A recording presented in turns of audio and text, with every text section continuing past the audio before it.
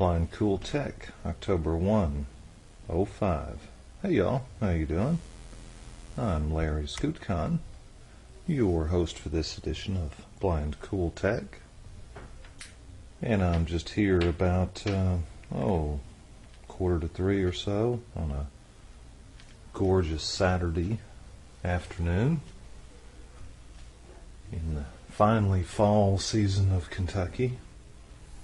We're in Louisville, Kentucky, by the way. And I'd like to tell you a little bit about my career today. You may have to excuse an interruption or two. I've got my granddaughter. Just walk outside here with... Hey, Jake. What's up, little buddy? You got water out here?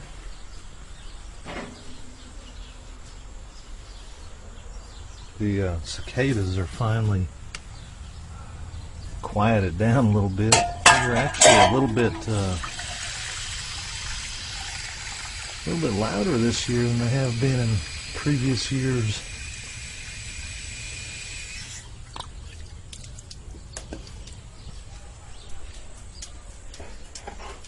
What do you want? Huh?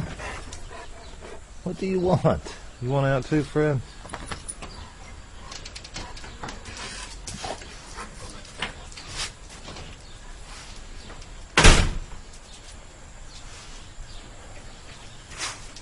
So yeah, Shelley's working from noon to about 8 or 9 probably.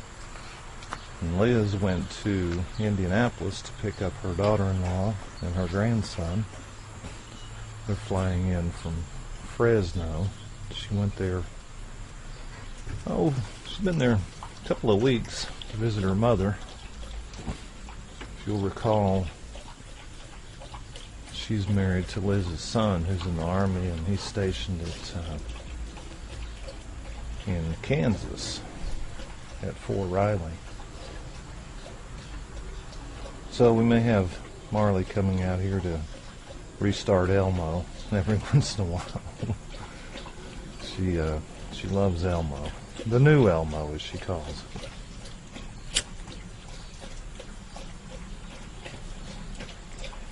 You're not thirsty, are you, buddy?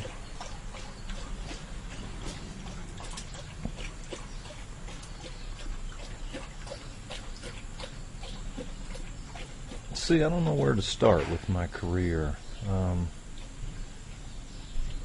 Because I actually did not intend to go into the career I'm in. Well, let me tell you what I'm in first. Oh, here comes Marley now.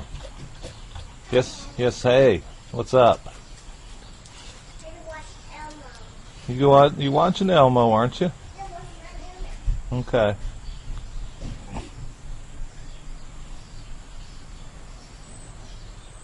I actually had intended to go into the practice of law, and I got sidetracked a little bit along the way. I went to school at the University of Arkansas at Little Rock, and actually I didn't lose my sight until I was about 21. From a detached retina. I had lost my left eye when I was 16, and then my right eye when I was 21. I had cataracts when I was young, and had an operation when we lived in Maine on, I can't remember if it was both eyes or one eye. My left eye never really was that good, though, after that. My right eye was fine, though. I had 20/30 vision, so I was able to get a driver's license when I was 16, and I really didn't consider myself as having a visual impairment at all. Your new Elmo? Alright, well, you go for it, girlfriend. She calls me. Is it not on? Well, let's go find out what's going on with new Elmo here.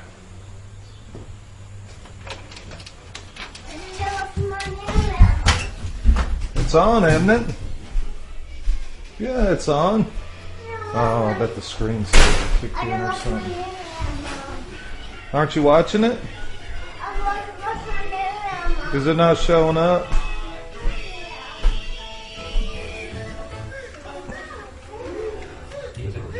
How about that? There, yeah. Okay. Is it on there now? Okay. Yeah, I don't think that media center is supposed to let the screensaver come on, but it does. And it's a little bit annoying.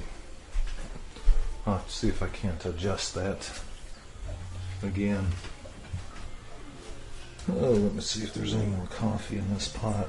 We use one of these thermal coffee pots, and it's really nice because it keeps the coffee warm for hours.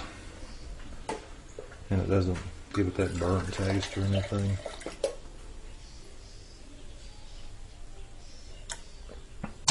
Warm enough, I guess.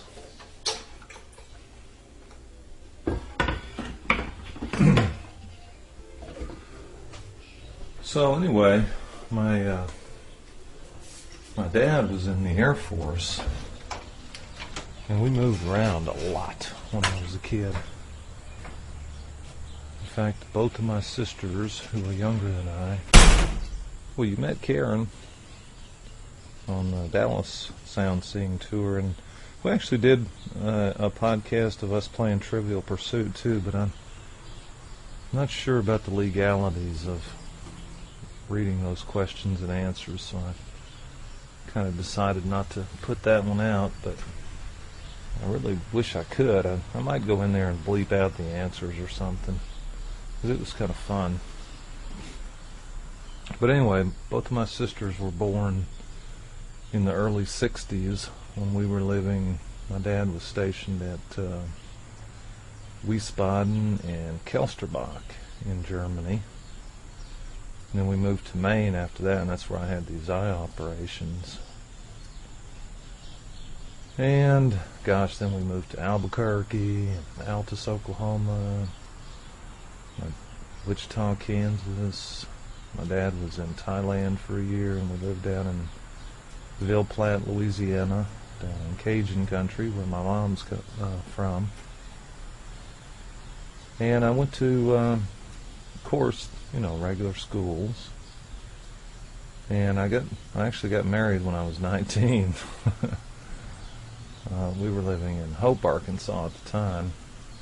Actually in Bodcall, Arkansas, which is about a little bitty town. I'm talking like 160 people at the time. It may be less than that now, I'm not sure. And went to high school I went for a year in Bodcall and decided, having moved from Wichita, where it was a pretty big school there, decided I'd try out Hope High School the next year, and I liked it quite a bit better than Bodcall. But got married right not too long after I got out of high school.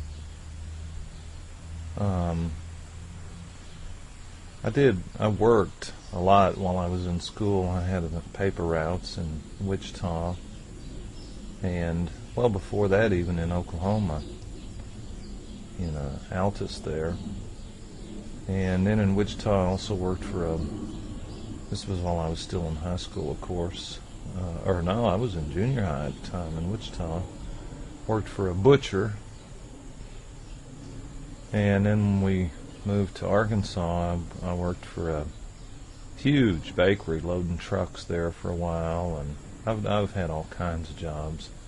Did a lot of work as a carpenter for a guy who did remodeling, and went to work to build this place called Eggland outside of Hope that processed eggs. I mean, probably millions of eggs. Then after that construction job was finished, I got probably what was the worst job I ever had in my life. And you're not going to believe this, but I swear it's true. I drove a little go-kart with squeegees on the bottom and a trailer behind it, and it would squeegee up this chicken poop and convey it into a little cart you pulled behind you, and you'd get 4 or 5 of those out there and then load them up into you'd take a forklift and dump them into a dump truck, and then you'd take this dump truck and spread them out in this field with this sawdust, and then they'd mix that together and sell it as fertilizer. Oh man, that was a nasty job. I'm ashamed to even admit that one. But anyway, later on, I went to work for a Leighton Oil Company, and we were repairing oil wells there in southwest Arkansas, northwest Louisiana, northeast Texas. And that was a pretty good job. It was kind of rough in the winter time. I remember we went out to a well we were working on one time, and it had some water had boiled up and frozen over, and it was just a mountain of ice all the way up these poles to our repair rig there. And I never could figure out why I was always the dirtiest one there. And the way this worked is we'd pull this truck up, and it had poles that laid out over the top of it, and then you extended them up. You backed up to the well and extended them up, or unfolded them from the truck, and then they extended on out, and you'd put pins in it to hold it up, and there'd be a platform on the top. And there was one guy up there, the derrick man, and then the operator on the truck, and then 2 I forget what you call them, wrench guys. I was one of the wrench guys. So they'd pull a rod up, and the elevator guy would hang it. Well, we'd put a little thing underneath it over the cap of the well. Oh, somebody's calling me. Excuse me just a sec here.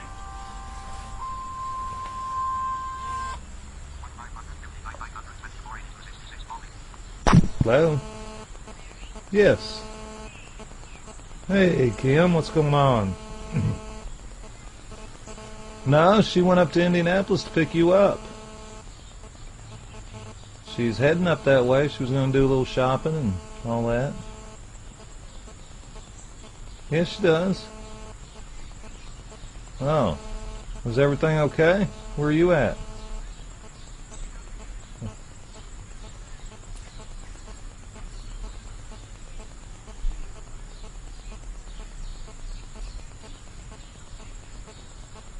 If you wrap it?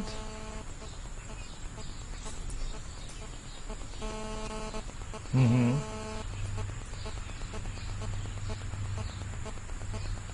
Oh, I'm sure they wrap it there, probably. Because she didn't wrap it before she left, I know.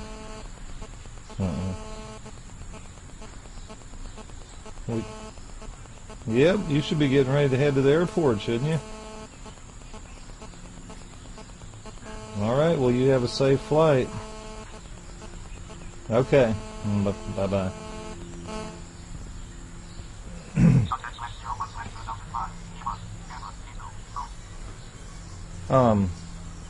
So yeah, we'd stick a tool underneath the rods, and then we'd unscrew one rod from the other, and then the derrick man would hang it in the elevator fingers up there.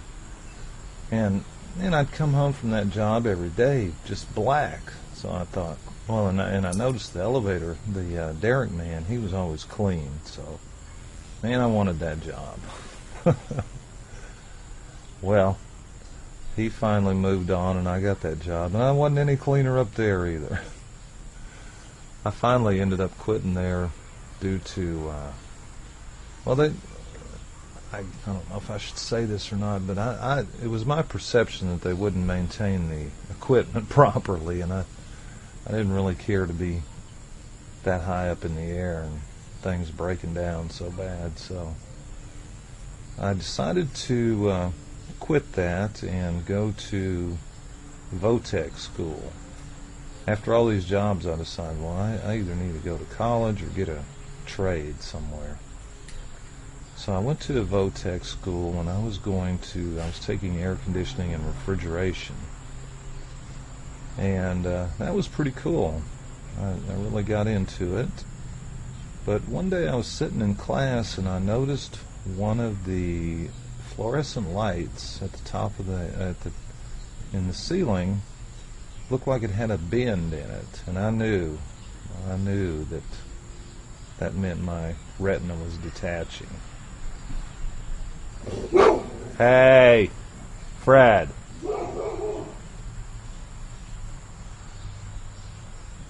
So, boy, I went through an ordeal of many, many months in Dallas, getting that retina reattached, and it did. It stayed back on for about 6 months, and then it came back off again, and they couldn't do anything with it at that point. There was I don't know what they do now, but at that time they used a laser to weld the tear back together, and I guess there was a little scar there where they had welded it that keeps it from laying flat. Is a new Elmo off already? Okie dokie. You coming in, boys? So I went through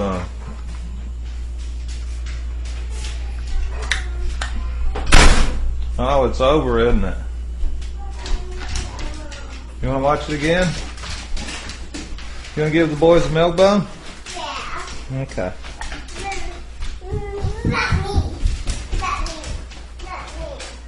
Go ahead and give them one.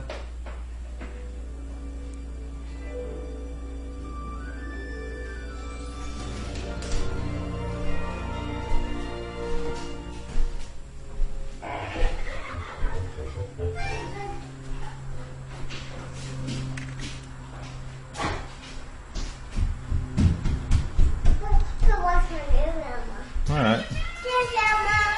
Okay. There's Elmo. Did you give the boys a milk bone? Yeah. Okay. You say thank you, boys? Thank you, boys. Yeah.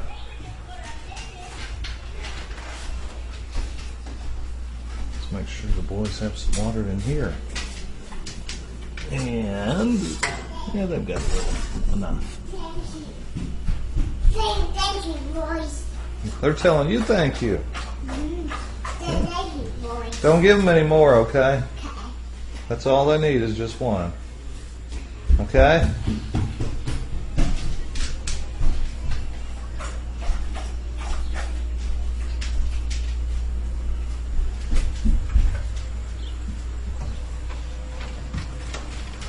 You coming, Frederick? Somebody's mowing their lawn out here, which is what I need to do today, but can't really do that with watching Mars. What I do? Bring my coffee back in? Let's rest.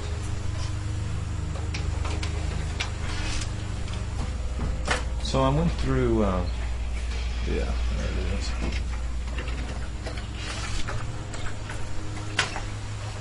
Went through a good period of, well, I guess you'd call it depression, wondering what in the world I was going to do with my life. And decided what I would do is, first of all, go to a rehab center up in Little Rock, which was, at that time, it was Arkansas Enterprises for the Blind, and I believe it is now called Lions World Services. So they taught me to read Braille and mobility, and abacus and This was back in 1970, 79? No, couldn't have been. Yeah, I guess it was about 70, 79. Might have been 78. So there weren't really computers per se. I do remember they did have a Kurzweil reading machine there at the time, and if I remember right, it was about a $50,000 or a $60,000 machine. It was fascinating, though. So I went there for, about six or 8 months, and went through this college prep course there that they had to prepare you for college, and moved my family up to Little Rock. My wife worked while I went to school, and I got a part-time job as a work-study student there.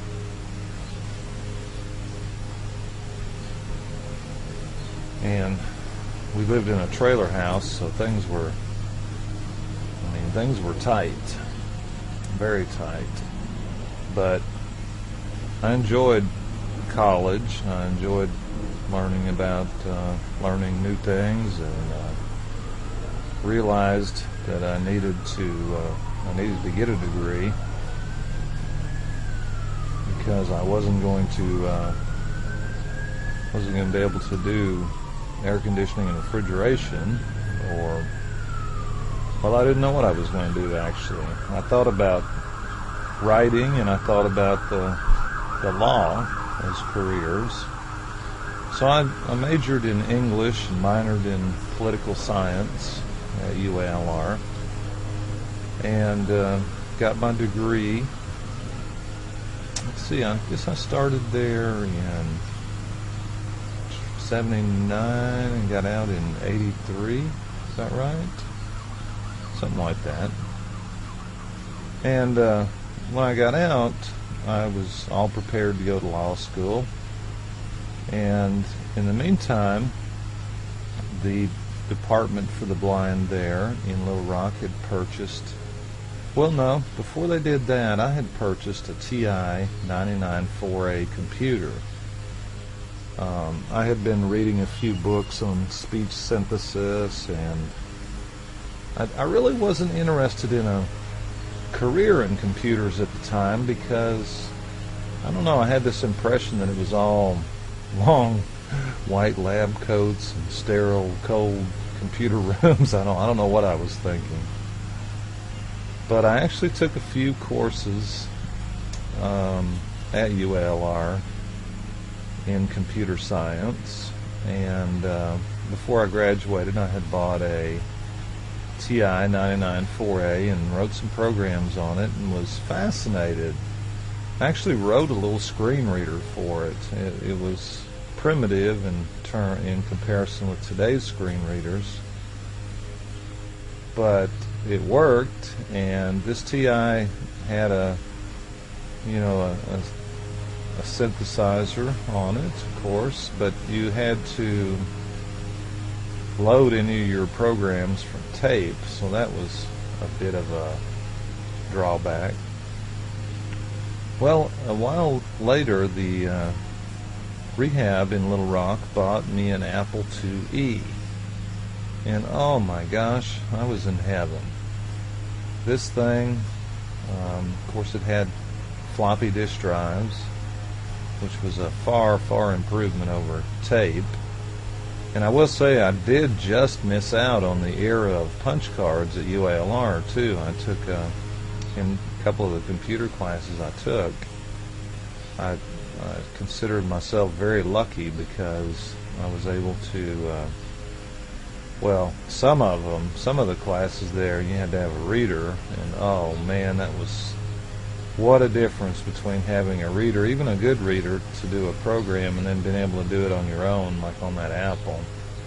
So I had a modem, and I would connect to the university's what did they have there at the time? VMS, I think. So it was all quite exciting at 300 baud, where you could hear every character that came over the modem line.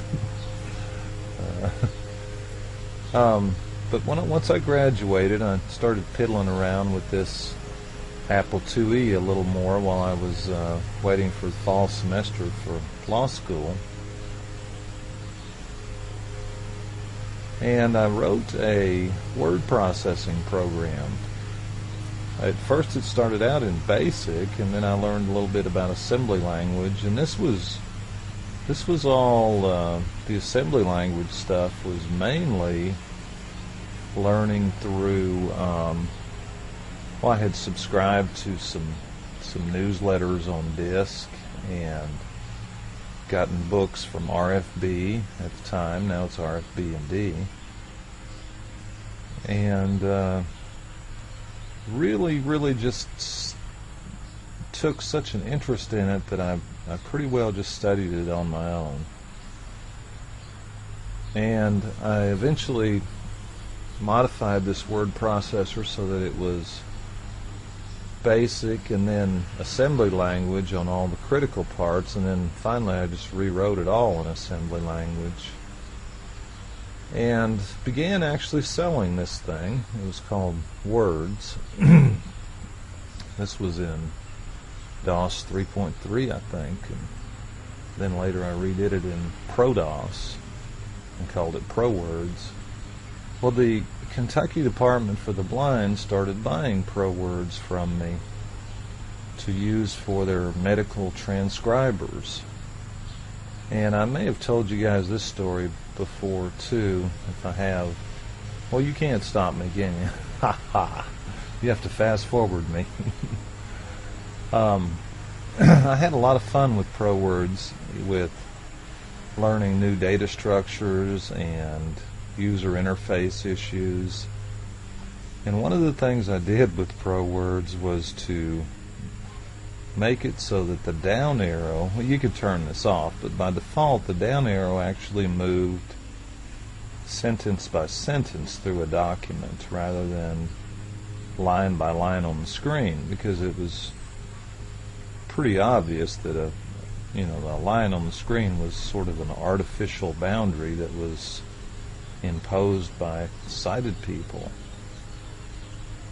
And I thought this was the greatest thing, to be able to move from sentence, move by sentences, because you could maintain the flow of your thoughts so much better as you would just pop from thought to thought, and it was really neat.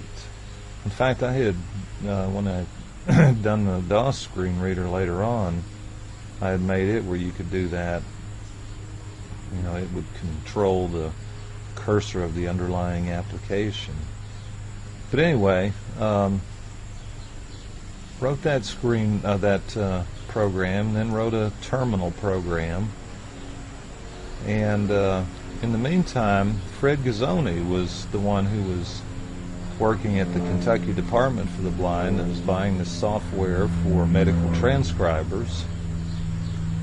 And he had heard that APH was looking for, they were trying to get into the technology field a little bit, and he recommended me for that job. And oddly enough, I also had an offer from a place in Philadelphia, and I don't think they're around anymore. I believe it was called Computer Science Products for the Blind, and I don't honestly know how they even heard about me. I ended up not going up there for the interview, but I did come to Louisville from Little Rock, interviewed, and hit it off pretty well with, it was Dr. Nolan. Carson Nolan was the president at the time, and Jude Morris was the director of research. And I consider myself good friends with June Morris to this day. She's retired now, but she is a really neat lady and really has her stuff together. And she always liked me too, and that made it good, But so I decided to take this job, and went to APH in 1985. June of 85, in fact. I remember well because I remember coming up here and it was actually cool in the evenings, and in Arkansas it was already hot all day and night. So started writing programs for the Apple, and I had my business on the side, MicroTalk, still doing ProWords, and I made sure that we had agreements in place that we wouldn't interfere with each other, and that I'd like to continue to experiment with other things. So I wrote a lot of software for educational software for the Apple IIe, and began branching out into DOS on my own, and I quickly realized that, or the PC I should say, DOS. And I quickly realized that I wasn't really too happy with any of the screen readers that were out there at the time. So I started writing my own. This was really shortly after I'd bought an 8086 with, I believe it had a 20 megabyte hard drive in it, a couple of floppies. And I remember everybody telling me, the market's already too crowded. There's no room for another DOS screen reader. And, that was fine. If I never sold one, I would have been all right, just so I could have had something to use, because I wanted to try to see if I could get the PC to do a little bit more of the interpretation of the screen than what was traditionally done at the time. So, instead of you having to ask about everything on the screen, the idea of automatic screen access program, ASAP, was that it would tell you things automatically. And I think I was pretty darn successful at that. I was just running ASAP yesterday, in fact, due to an inquiry I got from somebody, and it was pretty neat, actually. I'd forgotten about it. I hadn't touched it in years. But anyway, I wrote that and kept refining it. I actually wrote that program at nights and on the weekends. Of course, I was a lot younger back then. I don't think I could do that now, because I literally would get off work and hit the computer, and I was so excited about it, I didn't realize that it was that much work.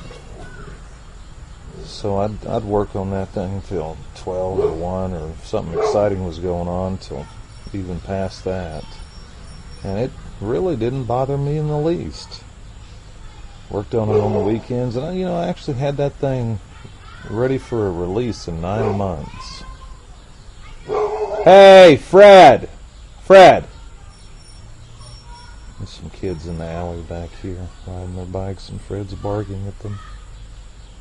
Jake doesn't bark that much, but Fred acts all big.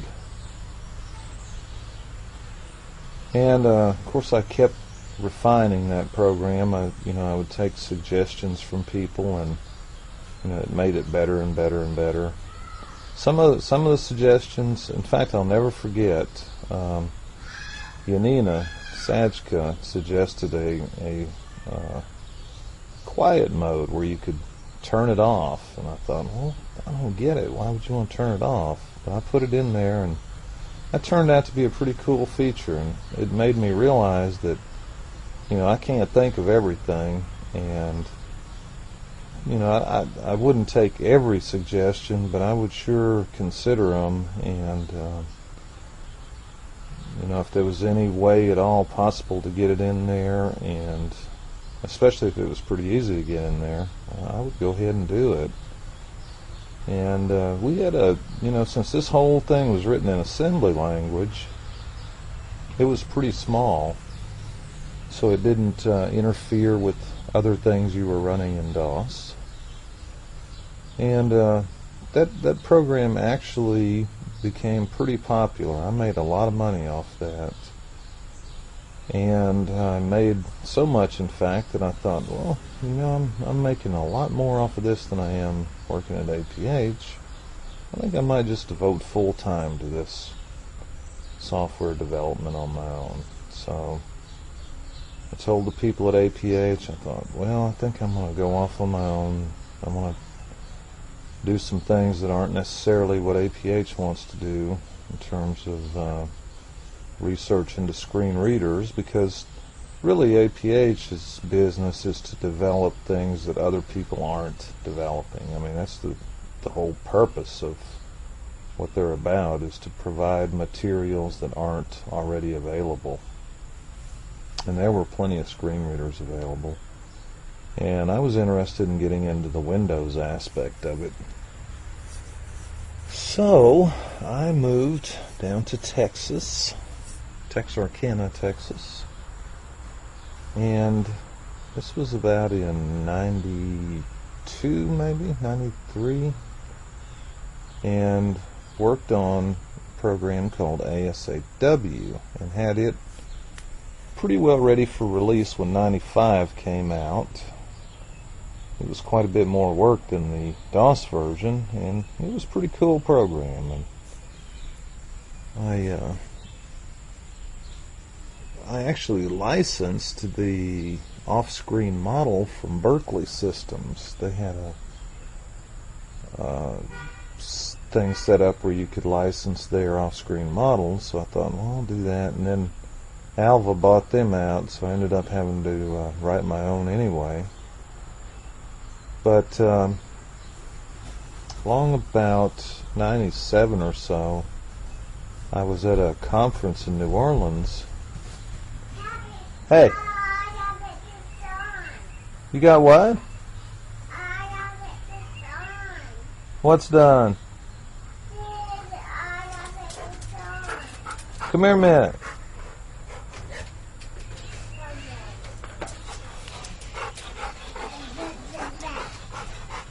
No, Jake. I'm not understanding yet. I gotta get this on. Oh, you want to put that on? Mm-hmm. Okay, come here. What are you doing taking your clothes off and changing? Just like a woman, aren't you? Put that on. That's, Backwards. it's not backwards, is it? Backwards. Does it go this way? No. Oh, it's inside out. Okay. Because the tag goes on the inside, right? Right, Toe? Okay. There you go, Pappy. Yeah. There you go. Okay. Let's put your foot in there. No. Wait a minute. What is this anyway? Is this a shirt or pants? Shirt. It's a shirt? Shirt. Okay. Shirt. Oh, I see. Okay. Goes up. Alright. Let's put your arm through there. And through there. That's a new shirt, isn't it? You want me to take that tag off there? Yeah. Alrighty. There you go. What you got on your shirt? Monkey. A monkey? Mm-hmm. Well, you're a monkey. Me monkey. Mhm. My shirt here. Thank you. Why don't you go throw that in the trash for me? Thank you.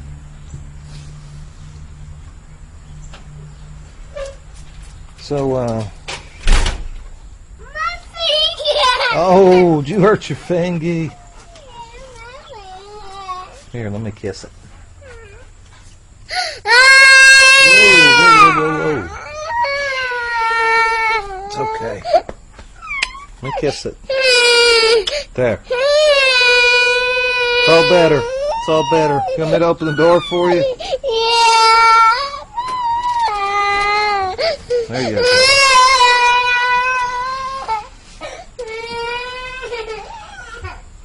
Oh, that hurt, didn't it? You gonna throw that in the trash?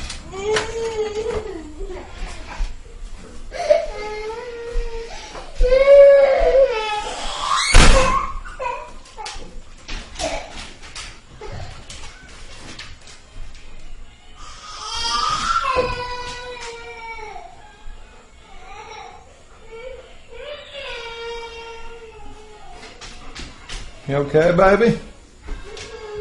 You gonna be okay?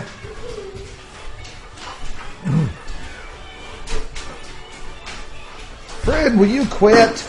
No! Now you're being a pest.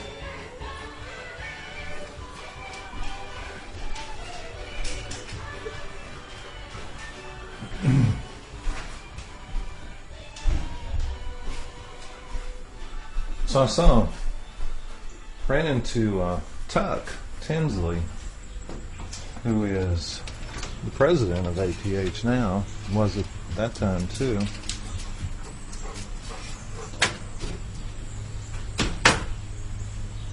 And he really wanted me to come back to APH. They wanted to revamp their technology program there, and wanted to hire me as a project leader. So I had to really think hard about that. There was a lot of things I did not like about having my own business. There was a lot of things I did like about it too. What I loved about it was the rapidity at which I could make decisions. You know, it wasn't unusual to decide to take some course of action and then move on it right then and there. And I think we were able to be pretty nimble in the market at the time. But you know, Tuck assured me, he says, you know, we're going to, we're not going to make it too bureaucratic over at APH, and you can call the shots and all this. So I thought, well, I'll try it out. And I thought I was going to go ahead and maintain Microtalk at the same time too, but after I got there, I realized I think maybe I was too old to put in a full day and then come home and work all night too. So I kind of let ASAW go by the wayside. I've still got the source code, and I've tossed around many times the idea of picking it back up and moving forward with it, and I may still do that. I just haven't decided yet. But what I do now at APH is really interesting. We've got 7 developers working there now, and as you know, some of the things that we've worked on are Bookport and Studio Recorder and Book Wizard and some games. I'll tell you, I'm not crazy about everything I have to do there, but you know, you never are. I wasn't when I worked for Microtalk either. I didn't like all the paperwork and the government stuff. Yes, ma'am. I'm out here talking to myself. You want to come talk with me? Come on out here. You what? You want to say?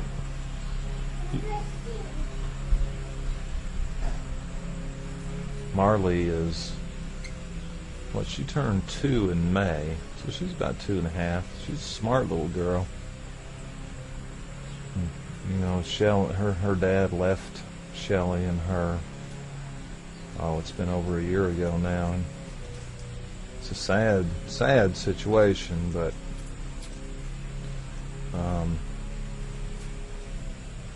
I love having Marley around. Shelley and her are living with me now, so I get to watch her quite a bit, and it's neat. But anyway, let's see. Yeah, we've got a lot of stuff going on at APH. Very, very interesting stuff. Some of it I can't really even talk to you guys about yet, but you'll see in the next year or so a couple of things that we've got that we're working on now, and so even some of the stuff that we've already done has been really fun, really exciting, and I think is making a difference in people's lives, and that's that's always gratifying when you can do that. Now, I guess probably I've given up the idea of going to law school at this late stage of my career. Well, not late. I'm 48 years old now, and I don't feel 48 though. I still feel like a young man. I still like to have fun, and I remember when I was younger, it seemed like the 40s seemed really, really old. Of course, that's the way it is to all of us. There's a train down there. Boy, it gets noisy out here sometimes. It's amazing. This neighborhood can be so quiet sometimes, and right now people are mowing their lawn and the train going by.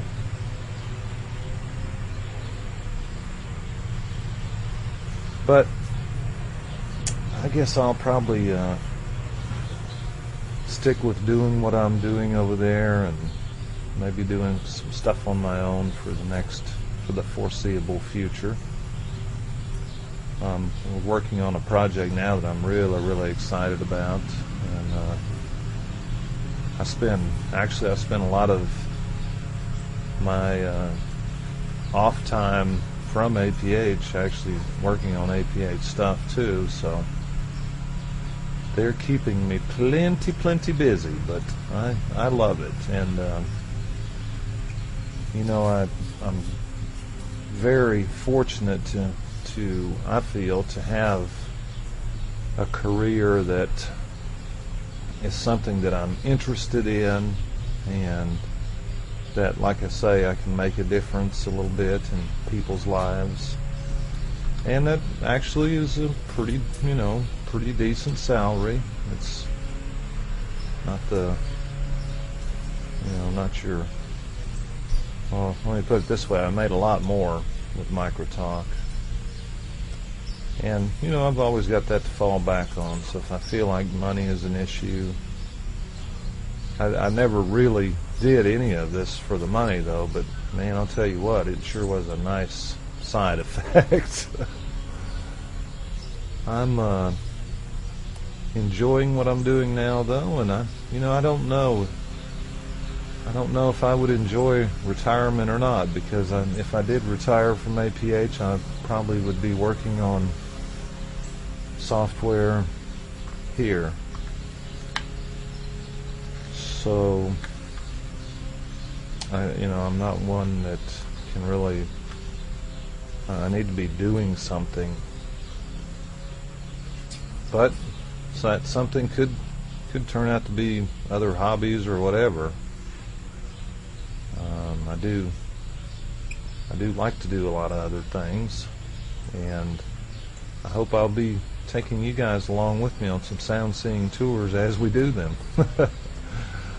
I know one of the things that I really want to get into more is this. I have a tandem bike, and I'd like to take you guys on some rides with that. It's broke down at the moment, but that is a ball. Liz doesn't like to ride it with me, though, but I do have a couple guys at work that like to ride it, so that's something we can probably do in a future podcast. Alright, well, that's pretty much my extended career, and I'd like to encourage any of you other folks that are listening to this to send in your thoughts and impressions about your career. I've been fascinated listening to, well, we just got one in from Chris Grabowski today. Then we had Matt Campbell's and Debbie Norling's, Jamie Paul's, and Mary Emerson's. So I would like to encourage more of you to submit a career profile. Okay, this is going to do it for this edition of Blind Cool Tech. Really enjoyed talking with you all as usual, and we'll talk to you again. Oh, I should give you our contact info. I'll give you more details about this tomorrow. I think we're going to try to do another feedback show, but Neil Ewers had requested that we set up a Blind Cool Tech mailing list so we could all discuss things related to the podcast. So I have done that. If you'd like to join, you can do it by sending a blank email to blindcooltech-request at freelists.org and put subscribe in the subject line. You can leave us an audio comment, which we'll play on the air at 206-984-9203. And by the way, somehow I lost Mike Busman's last audio comment. He called in with the voice over IP setup that he had talked about in a message earlier. So Mike, if you listen to this, could you please resubmit or call in again with that? And I apologize for losing that. I don't know what happened. Uh-oh, what's the matter, baby? Well, you can email us at blindcooltech@gmail.com, or you can check out our website at, well, let's see what's wrong with your feet. Mama feet. All right, let's see what you got. Blindcooltech.com. Mama feet. What? My feet. I see. What's with your feet? What? My feet hurt. Your feet hurt? My feet hurt. All right, we'll see you guys tomorrow. Hold on, baby. We're going to fix you up.